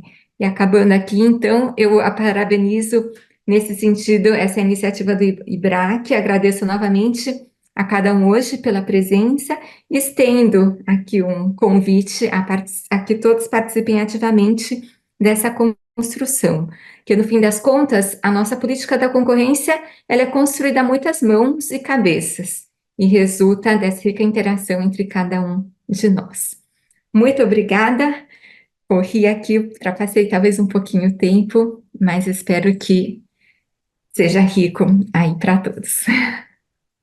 Excelente, Patrícia. Achei muito oportuno utilizar o voto recente do conselheiro Vitor, até dar direções para a gente de como pode ser esse guia. E essa é minha principal pergunta aqui que eu direciono a vocês, palestrantes de hoje. Qual deveria ser a essência do guia de condutas unilaterais quando a gente fala de descontos condicionados? Então, a gente sabe que é um tema complexo, um tema que envolve ainda bastante discussões, mas então eu gostaria de voltar para vocês indicarem qual seria essa essência, tendo em vista, como todos aqui apresentaram, o Ricardo apresentou, a gente tem já um conjunto de jurisprudência, mas a gente percebe que é uma jurisprudência que está em construção, até mesmo acho que esse exemplo recente evidencia isso, mas a gente tem sim, de fato, casos antigos que já foram tratados anteriormente. Ainda temos bastante discussões até dentro da academia em relação ao qual teste usar, qual teste deveria sobrepor a outro, até aqui puxando uma das perguntas do Q&A do Bruno Drago, que ele traz o caso envolvendo a Qualcomm, em que teve a condenação da Comissão Europeia.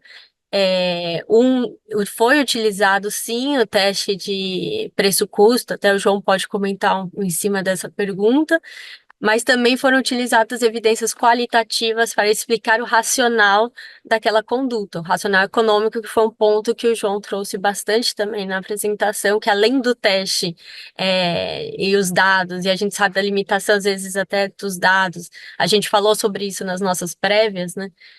Mas ele então vem acompanhado de evidências qualitativas nesse caso específico. Mas então eu gostaria que vocês pudessem comentar essa questão do guia. E um ponto importante nessa discussão do guia, da essência do guia, que eu gostaria de aproveitar e colocar aqui uma observação em relação ao ponto que a Patrícia trouxe do voto do conselheiro Vitor, é esse threshold do que é esse X%, né?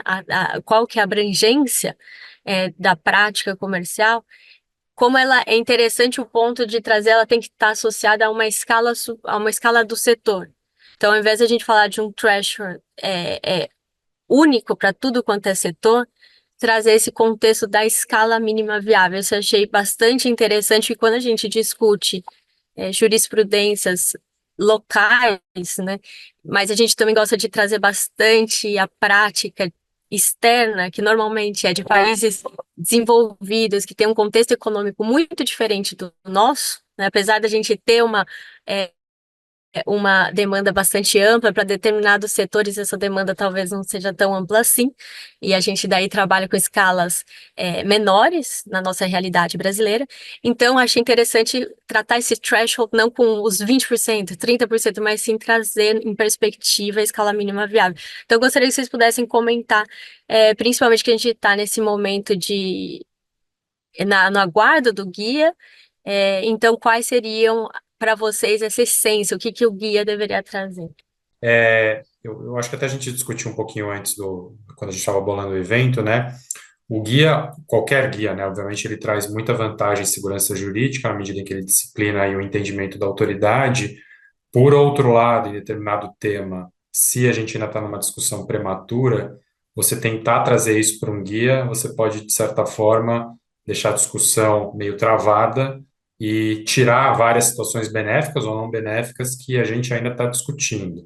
Eu acho que, especificamente em relação aos descontos condicionados, o que eu penso aqui por tudo que a gente passou? Se eu for pegar, né, ou se formos pegar aqui uma jurisprudência mais detalhada, nós estamos falando basicamente do Tô Contigo, da Ambev, e do voto agora do Vitor no Itaú, né? Então, ali eles trazem alguns requisitos, o CAD traz alguns requisitos objetivos e mais subjetivos para a gente seguir como teste padrão. A questão é, estamos prontos para deixar isso dentro de um guia e exaurir a questão como essa forma mais apropriada de seguir essa discussão, ou, por enquanto, o que a gente gostaria de ver num guia para o mercado de forma referencial é que, sim, descontos podem ser, né, podem trazer uma prática lesiva e aí vincular mais a uma teoria clássica de dano, né, poder de mercado, caracterização de mercado relevante e efeitos potencialmente, deixar de uma forma mais subjetiva. Confesso que eu não tenho uma posição fixa se a gente está pronto para trazer um teste específico ou uma jurisprudência específica que discipline de forma objetiva para o mercado como é que a gente quer tratar essa questão. Parece um pouco prematuro ainda com base no que a gente está discutindo aqui, né?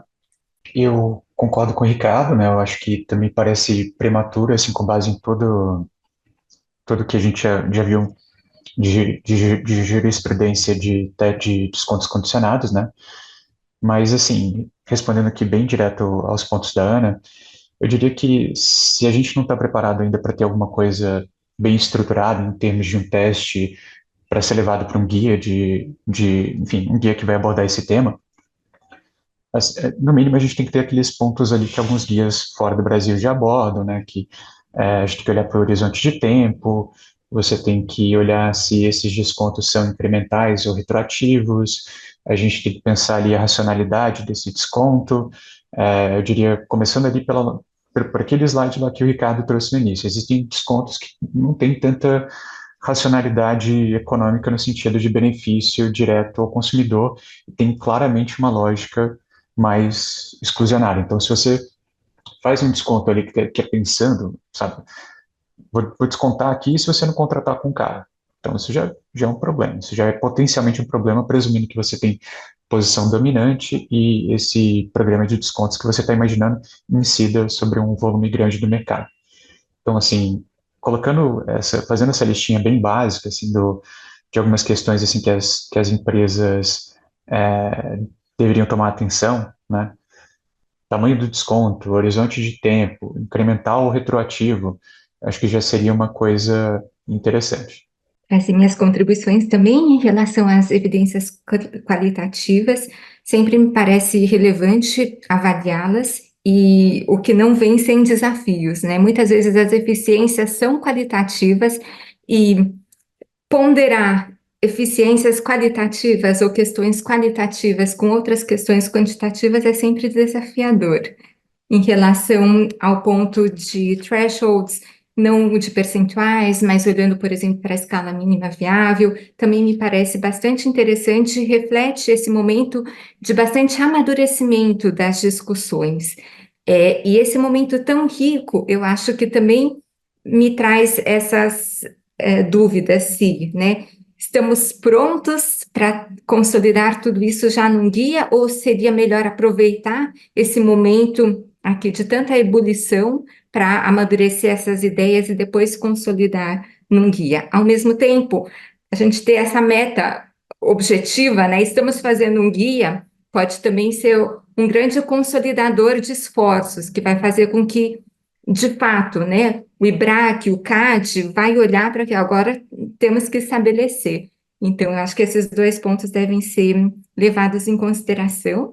Se tiver espaço para eu colocar uma pergunta, a gente falou bastante sobre análise dos casos e tal, mas o que a autoridade pode fazer no fim das contas?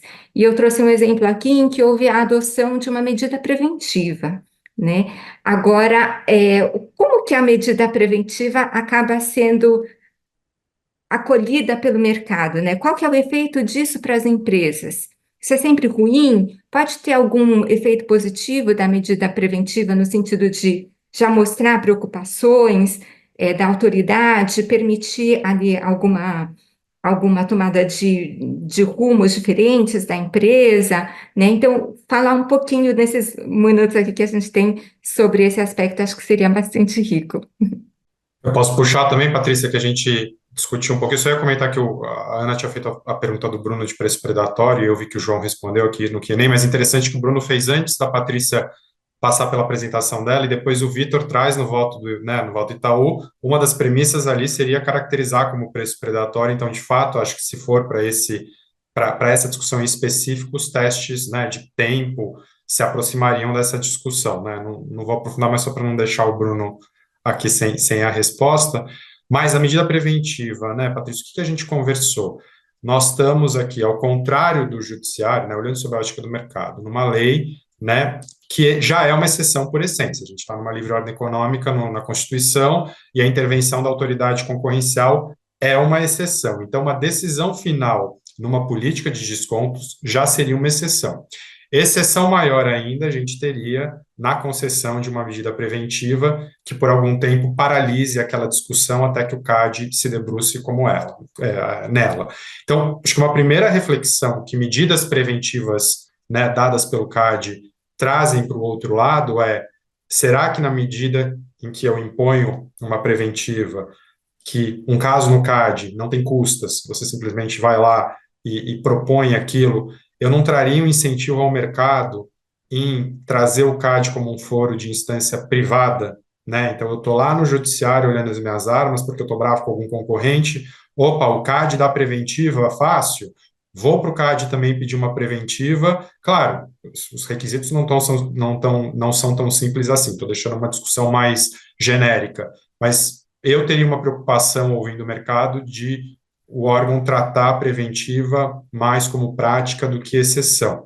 E aí, por que isso? Quando a gente olha sobre a ótica jurídica, né, eu tenho o perigo da demora, e aí talvez seja mais fácil verificar o perigo da demora para dar uma preventiva, quer dizer, a depender da política de desconto, ela é tão lesiva, na medida em que eu preciso dar congelar aquilo por um tempo até que o CAD avalie, mas por outro lado, por tudo que a gente discutiu aqui ao longo da jurisprudência e dos casos mais concretos, não é uma questão trivial, tal ponto que a gente sequer, acho que é um consenso e a gente conseguiria estabelecer de forma objetiva num guia. Então, quando o CAD recebe ali, em sede de uma análise preliminar, uma questão como essa, e ele precisa justificar a fumaça do bom direito para, de novo, congelar aquela política, não me parece tão trivial também. Então, a minha preocupação como mercado, aqui falando como advogado privado, quando a gente deixa a medida preventiva uma coisa mais fácil ou mais usada pela autoridade, ela traz, por outro lado, esses incentivos que a gente está comentando aqui. Excelentes pontos.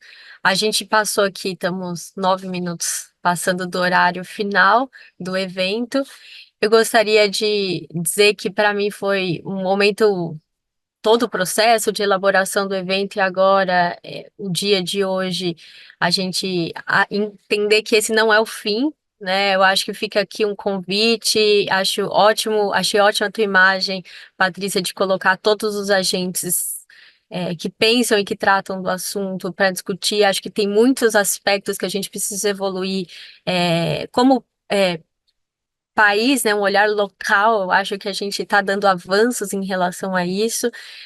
Então, eu coloco todo mundo aqui para me procurar, coloco à disposição para todo mundo me procurar, temas que tiver interesse, para além deste, mas quiser também aprofundar esse tema, para a gente continuar trabalhando conjunto e evoluindo nessa massa crítica na análise da política, de como ela tem sido implementada, até para a gente poder gerar uma indicação para onde que ela pode ir, né?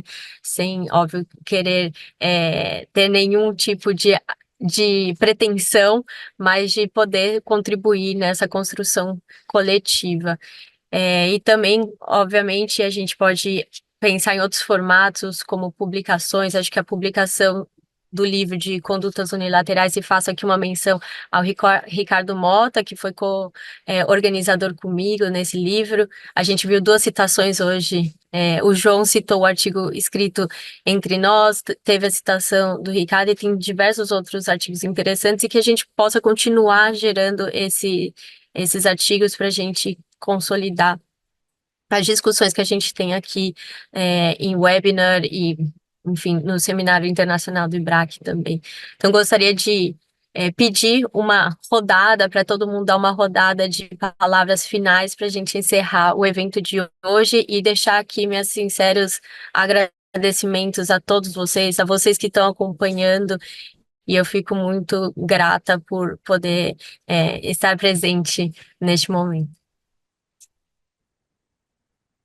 Podemos fazer pela ordem da apresentação, e o Ricardo Botelho encerra, faz a palavra final.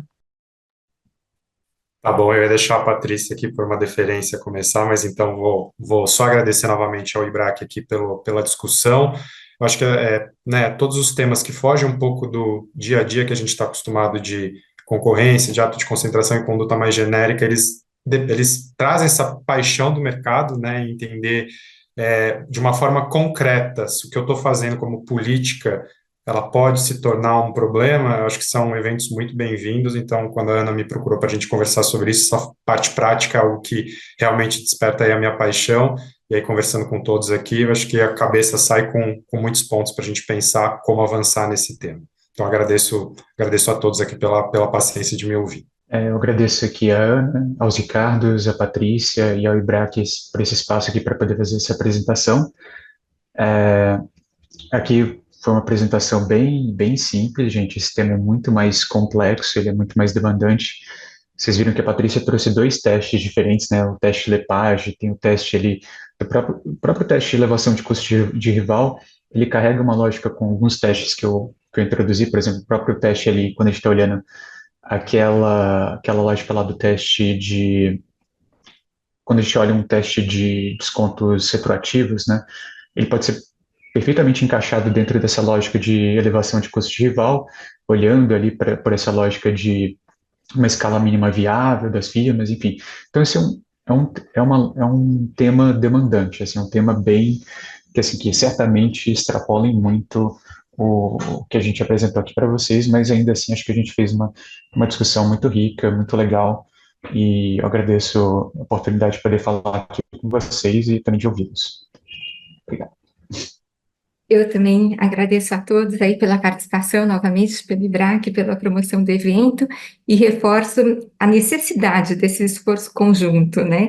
Então, e também em termos práticos, pelo lado da empresa, quero fazer um desconto condicionado, que esse material de hoje possa ajudar a avaliar, né? Isso faz sentido? Qual será que o olhar que o CAD vai dar? Então, ele vai analisar isso, aquilo, outro. Eu posso pensar, eu tenho o meu dado próprio, né? Posso saber, em que momento isso aqui vai ser arriscado, o que eu posso já usar de justificativa e tudo mais.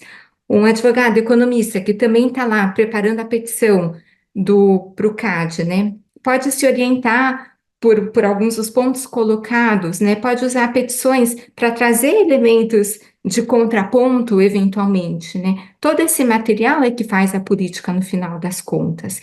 Então, eu acho que esse diálogo é que faz com que a gente consiga chegar ao ponto ótimo que faça com que a política da concorrência, de fato, aumente o bem-estar do consumidor, que somos todos nós.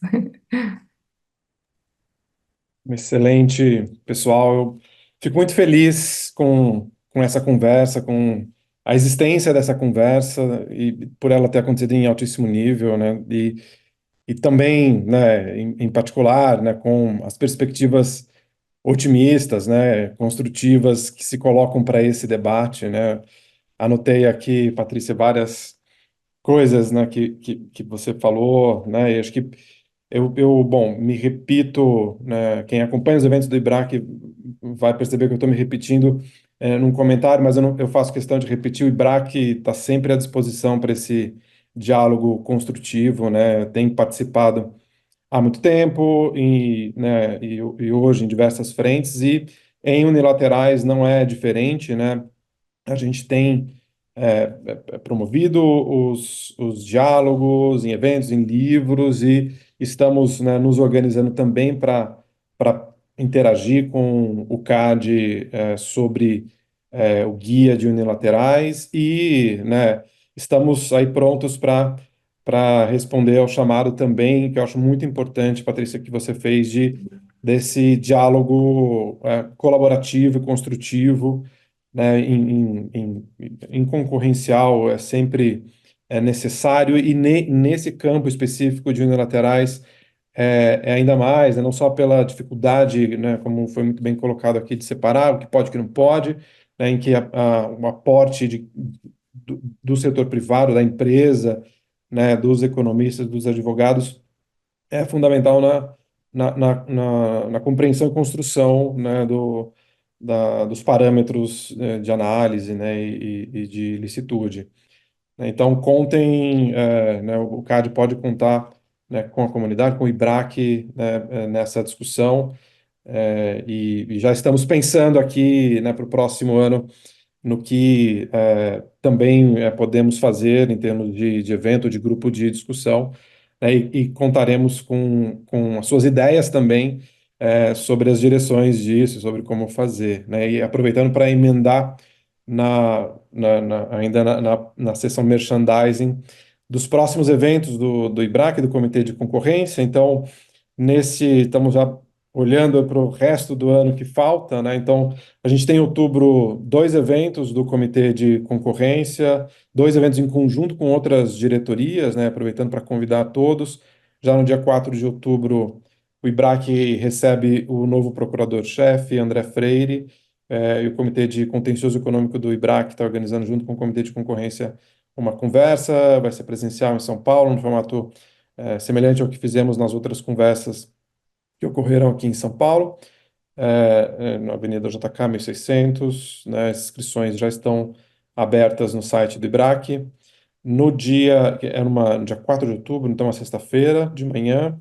No dia 18 de outubro, numa outra sexta-feira, a gente terá também um outro evento, aí um webinar para discutir gênero e concorrência e também anticorrupção, um evento organizado em conjunto com a diretoria de diversidade, com a Maricília Andrade, em que a gente vai ter uma discussão muito interessante, que ainda vai ser divulgada em detalhes, né?